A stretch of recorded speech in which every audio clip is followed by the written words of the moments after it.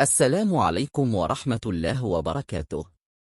نحن اليوم على أعتاب التاريخ، حيث يواجه المنتخب المغربي منتخب السنغال في نهائي كأس إفريقيا 2026، قمة كروية عالمية على أرض المملكة لتحديد بطل القارة السمراء.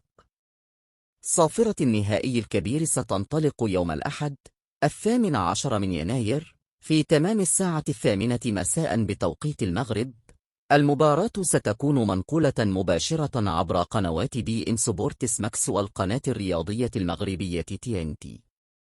المنتخب المغربي بقيادة وليد الركراكي سيدخل المواجهة بواقعية تكتيكية كبيرة، معتمدا على تلاحم المجموعة والروح القتالية التي ظهرت طيلة البطولة. التركيز سيكون على غلق المساحات أمام سرعة المهاجمين السنغاليين، والاعتماد على بناء الهجمات المنظمة والتحولات السريعة بمهارات لاعبي النخبة الوطنية فوق الميدان. يمتلك المنتخب المغربي أقوى دفاع في البطولة، مدعوما بجمهور عريض سيهز أركان ملعب الرباط. هي مباراة القلب، مباراة التركيز، ومباراة القتال على كل كرة من أجل كتابة سطر فارغ في تاريخ الكرة المغربية والظفر باللقب الغالي.